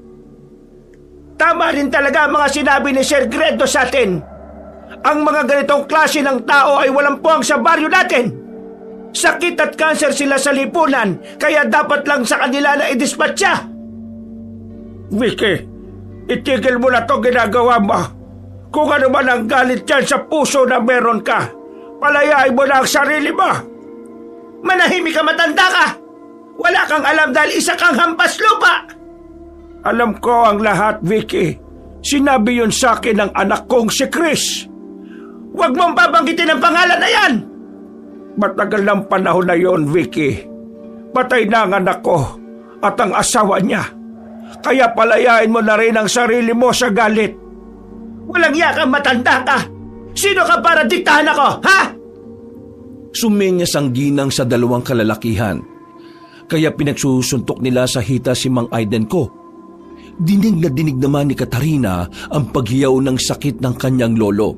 Kaya pumagit na siya. Dahil tuloy doon ay nakatikim din siya ng mga suntok ng kalalakihan. Pero hindi nakaramdam ng katiting na awa ang mga mamamayan. Pinagiwalay nila ang maglolo. Iyak ng iyak si Katarina na nagmamakaawa habang si Lolo Aiden ko ay hinang-hina ng katawan sa dami ng natamong suntok at sipa. Sige na, at itali nyo na mga yan. At katulad ng ginawa nyo sa bahay nila, ganito rin ang gagawin natin sa mga salot na ito. Sigurado kung kapag nasunog sila ay matatakot na ang alungaw na sumasalakay dito sa baryo Darambang. Muli na namang nagbunyi ang mga tao na parang mga baliw. Paniwalang-paniwala talaga sila na parang nagayuman ni Aling Vicky kahit hindi naman. Sadyang magaling lang talagang magmanipula ang ginang dahil sa natapalan nito ng pera mga tao. Ilang saglit pa ay magkasabay na tinali sa poseng kahoy ang maglolo. Sa ilalim nila ay may mga maliit pang kahoy na sinabuyan na ng gaas para sa gagawing pagsunog mamaya. Nang handa na ang lahat, ay nagsagawa muna sila ng dasal sa Diyos at kung ano-ano pang kabaliwan. Sa pag-aakalang ito ang makapagliligtas sa kanilang lahat laban sa pagsalakay ng alungawan. Hanggang sa sumapit na ang 10:00 ng gabi. Muli silang nagkatipon para sa iisang layunin, ang sunugin ng buhay ang maglolong Aiden ko at Katarina. Ngayong gabi na to, ay masasaksihan nating lahat kung paano maalis ang kamalasan sa ating baryo. Sa pamamagitan ng pagsunog sa ugat ng salot at sa ugat ng pagsalakay ng taong ahas. Sama-sama nating pagmasdan kung paano sila tupukin ng apoy at ang paghiyaw nila ang magiging sandata natin para tuluyang bumalik sa dati ang baryo natin. Nagpalakpakan pa ang iba at nag-iyakan habang nakikinig sa sinasabi ni Aling Vicky. At ilang saglit pa, sumenyas na siya sa dalawang lalaki na sunugin ang ilalim ng pinagtalian kay Lolo Aiden ko at Katarina. Pero bago pa mangyari yon, ay nakarinig na sila ng tunog ng baril. Dahil dito ay napayukod ang lahat at napatingin sa likuran. Doon na nila nakita si Officer Tomas kasama si Belko. Kitang-kita ang pagkaseryoso sa mukha ng dalawang lalaki kaya natakot din ang lahat. Itigil niyo yan! Narinig niyo sinabi ni Officer Halili. Bitiwan niyo yung mga hawak niyong apoy at itapon sa malayo at patayin. Dahil nag-aalinlangan pa ang dalawang lalaki na sumunod kaya nag-second warning shot na si Officer Halili. Dahil doon ay dali-daling tinapon ng dalawang lalaki ang apoy at pinatay. Nagtabihan din sila nang lumakad sina Officer Halili at Belko palapit sa kinaroroonan ng maglolong kitang-kita na ang matinding paghihirap. Nababaliw na ba kayo lahat? Alam niyo ba na po pwede kayong makulong sa ginagawa niyo? Inaakusahan niyo mga taong walang kasalanan sa mata ng batas at sa mata ng Diyos. Kung sino man ang impakanan nito, mananagot siya. Ituro niyo ngayon din. Dahil sa takot at respeto sa pulis, kaya itinuro ng mga ito si Aling Vicky na taas no pang hinarapang alagad ng batas. Dapat lang silang mamatay. Sila ang dahilan kung bakit namatay si Aling Olive, Mark at Trainer. Manahimik ka! Sinungaling na babae! Makinig kayo lahat! Ang taong to na sinusunod-sunod nyo na parang Diyos ay isang kriminal! Siya rin ang naglagay ng pera sa bag ni Mang Aidenco para mapagbintangan tong nagnakaw kay Aling Olive. Siya rin ang nag-utos kay Mark at Rainier na magnakaw ulit sa tindahan ni Sir Gredo at ipasa ang sisi sa maglolo. Lahat ng mga ito ay pakulo ng babaeng yan! Kayo ang sinungaling! Wala kayong ebidensya laban sa akin! Palim na kitang pinaimbestigahan, kaya sa presinto ko na lang magpaliwanag. Pagkatapos maayos nitong ginawa mo rito, ay mananagot ka sa batas. Nang marinig ni na Jeneline, Yasmin at Sheena ang tungkol doon, ay nagulat sila. Nagsisisi rin sila dahil sa pagbibintang sa kaibigan nilang si Katarina na wala naman palang talagang kasalanan. Bukod dyan, makinig kayo mabuti, mga mamamayan ng Baryo Darambong. Nakahanap kami ng impormasyon at may testigo kami, si Alfonso, na dating tindero sa tindahan ni Ginoong Guido Sugapos. Kaya itigil nyo na ang kaibangan nyong ito dahil walang kinalaman sina Mang Aidenco at Katarina patungkol sa alungawan. Hindi kami naniniwala sa'yo! Ikaw ang dapat hindi paniwalaan ng mga tao. Kriminal ka na pinapasa sa iba ang pagkakasalang ginawa mo. Dumating pa ang 2 pulis na sina Officer Tia Usas at Officer Kabunok at pinusasa na si Aling Vicky. Nang dali na ang ginang sa police car, ay muling nag-focus si Officer Halili sa mga taong bayan. Kilala na namin kung sino ang alungawan.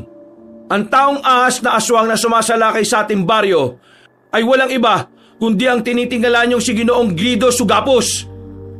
Ito ang dahilan kung bakit nagtago si Alfonso at kumuha ng malaking pera sa tindahang yon. Para patunayan ng lahat, bumalik siya rito para makisan at tugisin ang taong yon. Magkaisa tayo mga kasama para matapos na ang gulong ito. Ganun na nga ang gulat nila nang lumabas din si Alfonso mula sa isang police patrol na sinasakyan ni Officer Halili. Lumapit din ang takot na lalaki sa gitna at ipinaliwanag ang lahat. Doon nga napag-alaman ng mga tao ang tungkol sa tunay na katauhan ni Ginoong Guido Sugapos.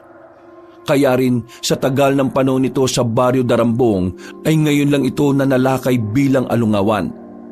Tuwing kada 10 taon lang kasi sila nakakapagpalit ng anyo dahil sa bisa ng salamangkang itim. At dahil doon ay tuwing kada 10 taon lang din siya nakakaramdam na matinding gutom. Pagkatapos ng mahabang paliwanagan ay pinakawalan na nga sina Mang Aidenco at Katarina. Tumakbo si Katarina patungo sa kanyang lolo at niyakap ito ng mahigpit habang humahagulgol sa pag-iyak. Maraming salamat sa inyo, Officer Halili at Belko. Kung di kayo dumating, siguradong natupok na kami ng apoy ni Lolo. Hindi ko naman haayaan na mangyari yun dahil... Dahil ano? Ha? Wala po, Mang Aiden. Aalalayan ko na po kayo para pumunta sa klinika. Habang umaambon sa paligid ay walang nagsasalita sa mga mamamayan dahil silang lahat ay napahiya. Pero sinabihan pa ni Officer Halili ang mga tao na mas maging mapaghanda dahil oras na para sa lakayin nila ang totoong salarin. Wala na nga silang inaksayang oras. Nang mahatid na sa kulungan si Aling Vicky ay nagsimula na ang lahat sa matinding paghahanda. Ang bawat isa ay may bitbit na gulok, sibat, patalim at sulo. Ang punong baryo ay tinipon ng lahat sa ilalim ng malaking punong balete upang ibahagi ang plano. Sa tabi niya ay nakatayo si Officer Tomas Halili na puno ng determinasyon ng mga mata. Nang madala naman nasa klinika si Lolo Aidenco, ay sumunod na rin kaagad sina Katarina at Belko sa pagpupulong para tumulong. Ngayong gabing to, hindi na tayo magpapalinlang pa sa halimaw na matagal na nagkukubli sa anyong tao.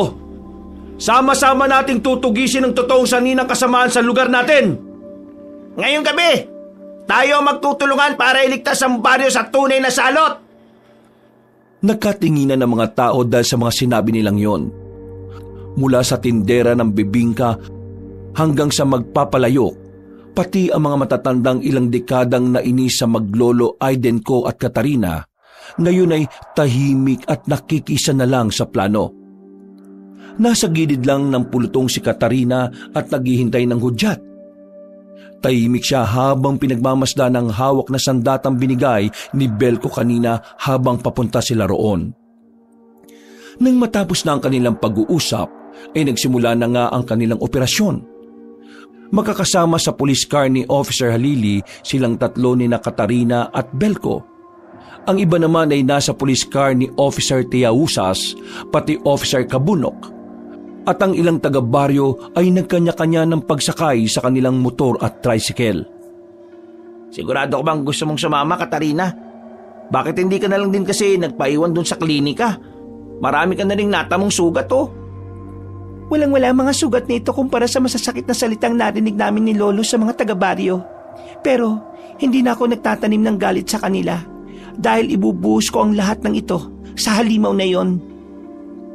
Wala na nagsalita sa dalawang lalaki.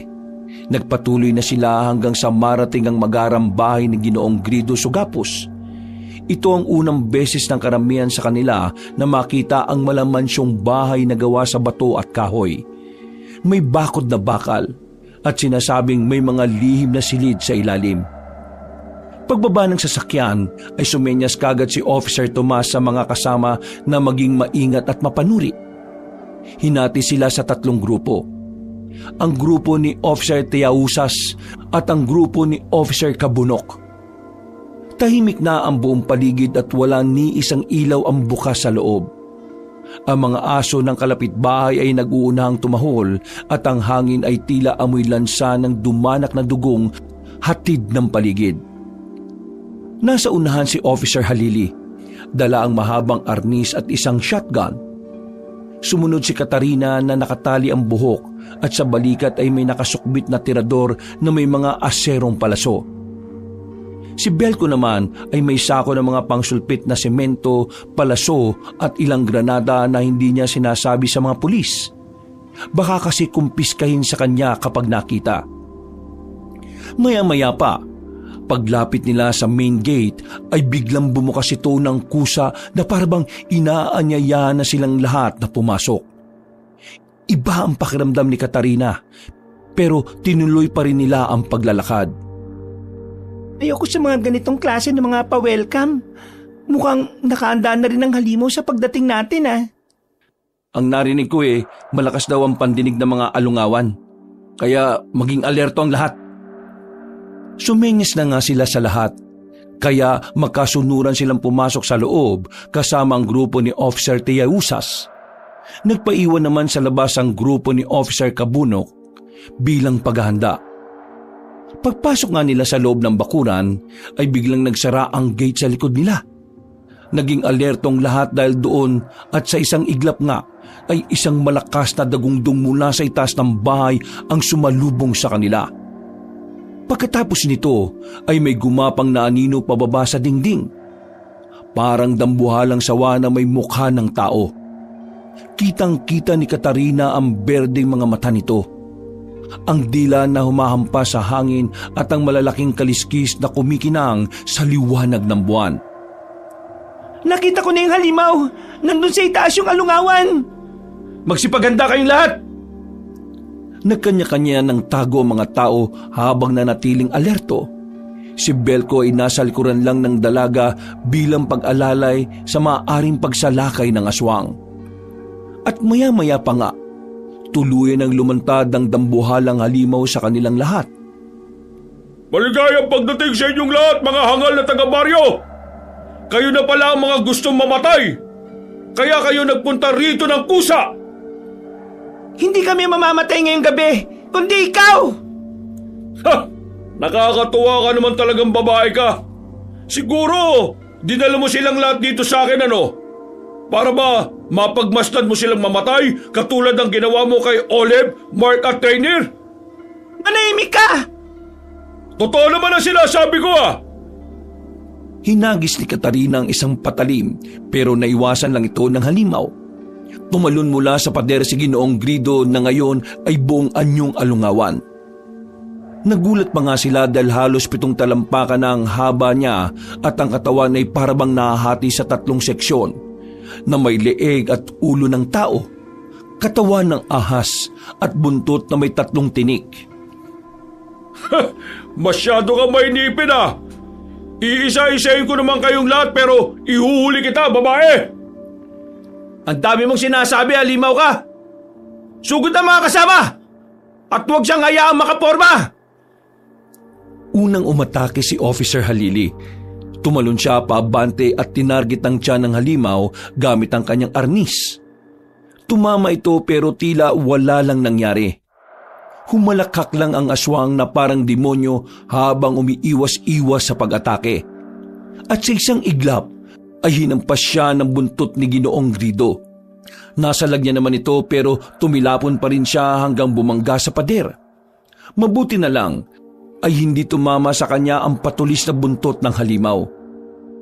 Parang nag-iba na ang itsura ng alungawan. Tama ka!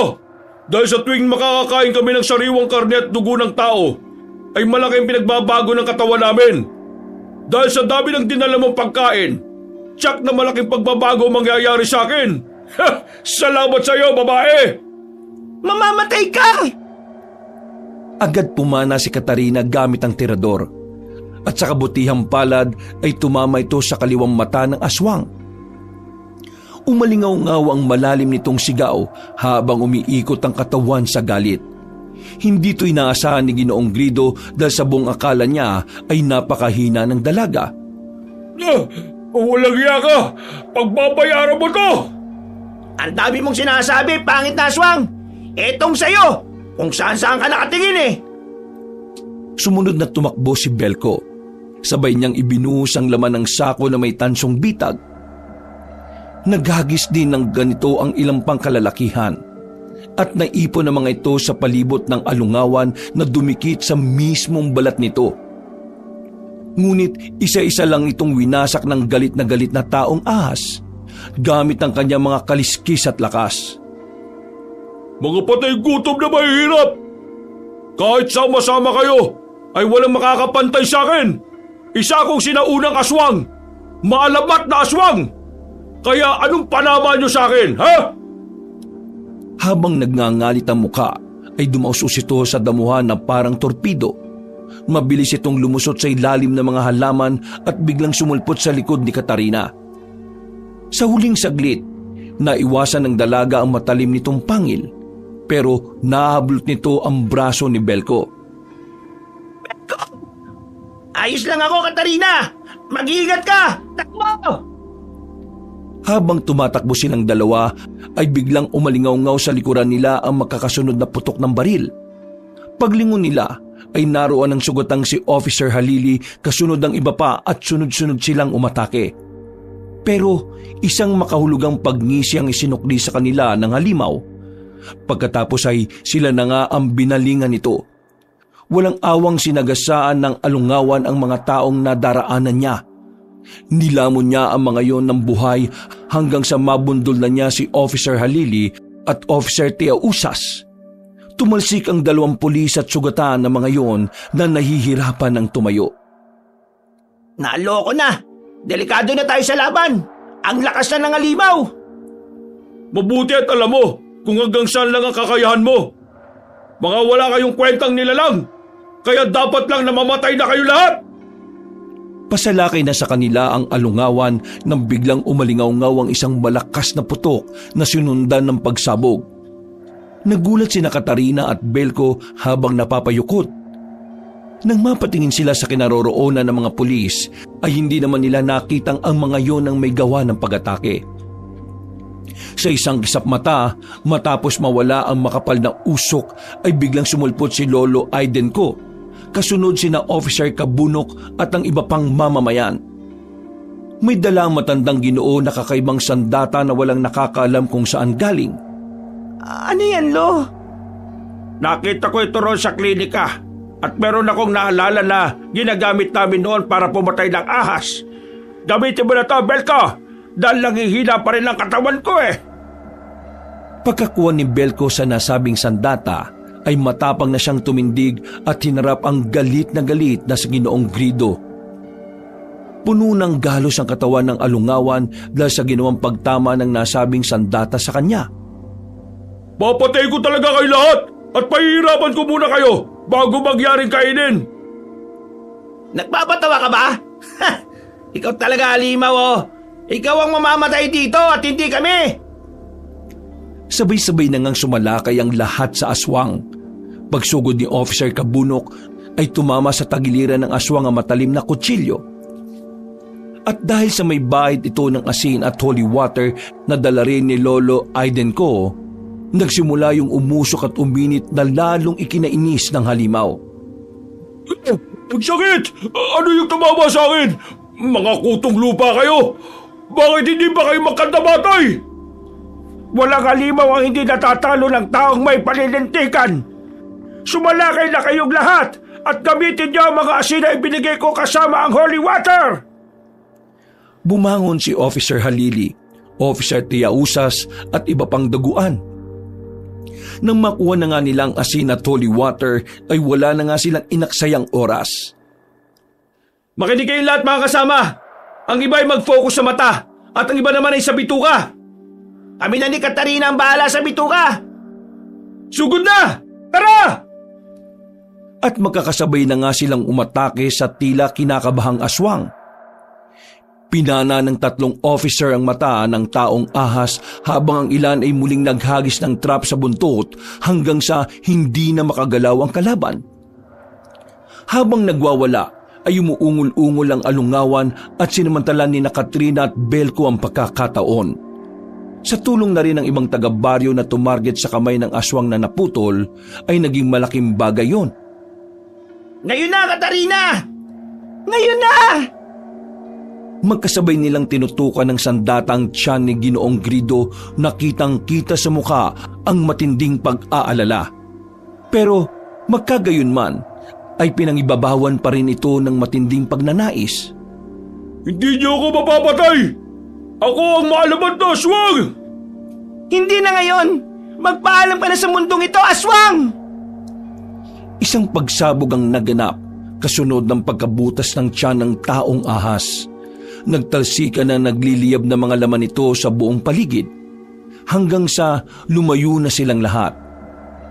Matapang na lumapit si Lolo Aidenko at saka isinaboy ang natitirang holy water na hawak. Ilang saglit pa ay nagliyab ang katawan ni Ginoong Grido. Ang balat nito ay nangitim at bumula, habang ang kaliskis ay isa-isang naglaglagan sa lupa. Sumisigaw ito ng sumisigaw na parang naghihinagpis na demonyo hanggang sa tuluyang bumagsak at matupok ng apoy. Nang makita nilang lahat ang nangyari ay nakahinga sila ng maluwag, sapagkat tapos na rin sa wakas ang kalbaryong kinakaharap ng buong baryo Darambong. Sa sobrang tuwa naman ay napayakap na lang ng maigpit si Katarina kay Belko. Ikinagulat ito ng binata pero ikinatuwa niya na rin ang pangyayari. Mukhang aliw na aliw ka sa pagyakap sa apo ko, ha, Belka? Lolo. Anong lolo? Ay, ang ibig ko pong sabihin na Mang Aiden po pala. Lolo naman, wag mo naman lokohin tong si Belko. Gusto ko lang talaga po siyang yakapin dahil tuwang-tuwa ko at masaya. Ay nako, umayos kayong dalawa, ha? Nung nakaraan lang kuya-kuya pa ang tawag mo sa kanya, pero ngayon Belko na lang. Oh, si Lolo naman talaga. Dahil doon ay tila nakaramdam ng pagkailang ang dalawa, pero hinayaan na lang din nila ang sitwasyon. Matapos ang sagupaan, ay lumapit ang mga taga-baryo sa maglolong Aidenko at Katarina. Nagulat naman ang dalawa na walang kamalayan sa nangyari. Lalo na nang makita nilang nag-iyakan sa paghingi ng tawad ang mga tao sa kanila. Ngumiti naman si Lolo Aidenko at pinagmasdang mabuti ang kanyang apo kung ano ang magiging desisyon nito. Dahil doon ay hinarap ng dalaga ang mga taga-baryo Darambong. Inaamin ko po nung una galit na galit talaga ako sa inyong lahat. Lalo na nung naniwala kayo sa mga paratang sa amin ni Lolo. Gusto ko magiganti sa inyo. At nang mangyari yung pagkamatay nila Aling Olive, Mark at Rainier, aaminin kong nakaramdam ako ng tuwa. Pero nagsisisi rin ako pagkalaon. Lalo na nang makita kong walang magandang dulot sa sarili, sa kapwa at sa komunidad ang galit sa puso. Dahil sa kay Lolo Aiden, ginamit siya ng Diyos para matuto ko ulit magpatawad.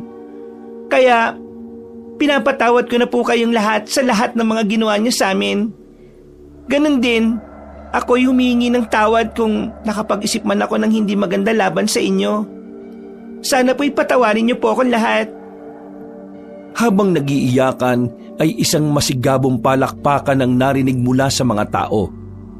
Pagkatapos ng pangyayaring yun ay nagpasya ang punong baryo at mga mamamayan sa tulong ni na Officer Halili, Officer Tea Usas at Officer Kabunok na isikreto ang mga nangyari. Ang mga ari-arian ng negosyanteng Alungawan ay napunta sa mga mamamayan dahil wala naman itong ibang kaanak. Dahil doon ay nakapagpatayo ng bagong bahay sina Lolo Aiden ko at Katarina. Mas gumanda ang buhay ng mga taga roon. Katulad ni Belko na ngayon ay nandidigaw na sa dalaga. Samantalang si Aling Vicky naman, matapos makulong sa mga krimen na kanyang ginawa, ay naisipang magpatiwakal mismo sa piitan. Sinubukan pa siyang isalba, subalit sa kasamaang palad ay hindi na niya talaga nakayanan. Dito nga ay mas napatunayan ni Katarina na walang puwang dapat sa puso natin ang galit at paghihiganti. Dahil kapag nilamon tayo nito, ay siguradong tayo rin ang mananagot sa huli ng ating buhay.